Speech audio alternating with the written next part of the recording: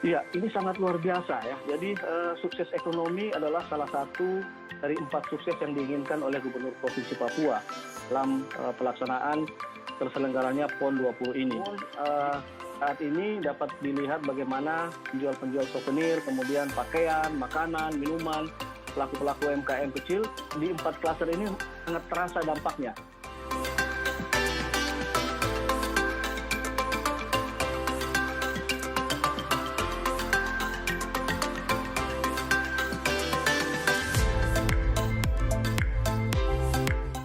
Dana yang dikucurkan itu walaupun memang dalam rangka persiapan PON, tapi kita melihatnya tidak hanya semata untuk PON. Ya. Jadi dana itu kan untuk pembangunan infrastruktur, termasuk pembangunan stadion dan sebagainya, itu adalah sesuatu yang seharusnya memang dibangun di Papua untuk tanda kutip kelengkapan infrastruktur yang kemudian bisa dimanfaatkan tidak hanya untuk PON. Pertama mungkin untuk saat ini digunakan untuk PON. Tapi harapannya adalah dengan infrastruktur yang ada, maka daerah dalam hal ini Papua bisa memanfaatkannya untuk kegiatan-kegiatan yang bisa memunculkan aktivitas ekonomi yang dalam jangka panjangnya bisa bermanfaat bagi daerah. Kalau untuk yang jangka pendek udah pasti ya. Betul. Dalam jangka pendek PON tentunya akan berdampak mendorong pertumbuhan ekonomi dalam jangka pendek pada tahun yang bersangkutan.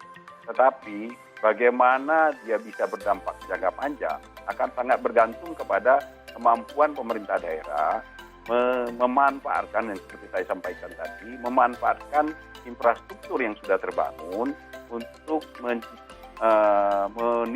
memunculkan event-event, kegiatan-kegiatan yang bisa memunculkan aktivitas ekonomi, menggerakkan ekonomi. Saya belum ada hitungannya, Mbak, ya. Tetapi perhitungan saya untuk keseluruhan tahun tidak akan cukup besar, ya. Dia hanya akan berdampak besar pada triwulan yang bersangkutan, karena kita paham bahwa setiap aktivitas dari PON ini, ya, kegiatan PON ini kan hanya 2 minggu. Ya.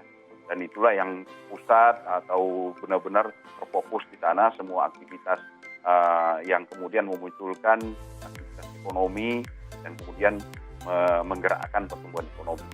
Secara keseluruhan kita tahu banyak faktor lain yang berpengaruh terhadap pertumbuhan ekonomi di Papua. Jadi kalau menurut saya hitung-hitungannya kalau secara keseluruhan dalam 1 tahun ini dampaknya mungkin tidak akan lebih dari 2% terhadap pertumbuhan ekonomi dari Papua.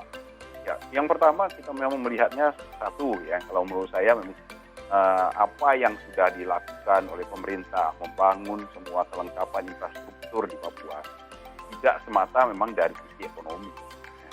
Karena ini adalah semacam apa ya, memang daerah harus diberikan kesempatan seperti itu. Mereka memerlukan stadion yang besar, jalan yang bagus itu untuk memunculkan pride, yang memunculkan rasa kebanggaan di daerah tersebut, yang kemudian baru kita bicara tentang ekonomi. Nah, bicara tentang ekonomi, walaupun ini biayanya besar, kalau seandainya ini dimanfaatkan secara optimal, ya, dalam jangka panjang di mana pemerintah daerah yang saya sampaikan tadi mampu mengoptimalkan adanya infrastruktur yang sangat bagus ini untuk kemudian menciptakan berbagai kegiatan event yang secara terus-menerus, saya kira dampaknya menjadi lebih panjang dan dampak itu akan sesuai atau worth it untuk semua biaya yang sudah dikeluarkan oleh pemerintah. Iya, ini sangat luar biasa ya. Jadi sukses ekonomi adalah salah satu dari 4 sukses yang diinginkan oleh Gubernur Provinsi Papua dalam pelaksanaan terselenggaranya PON 20 ini. Jika ditanyakan angka pasti, memang berapa besar perputaran ekonomi selama penyelenggaraan belum bisa kita ukur, Mbak ya. Namun saat ini dapat dilihat bagaimana penjual-penjual souvenir, kemudian pakaian, makanan, minuman, pelaku-pelaku UMKM kecil di 4 klaster ini sangat terasa dampaknya. Dan panitia menyediakan juga tempat-tempat yang bisa digunakan oleh para UMKM ini untuk melakukan penjualan atau dagangan yang mereka miliki.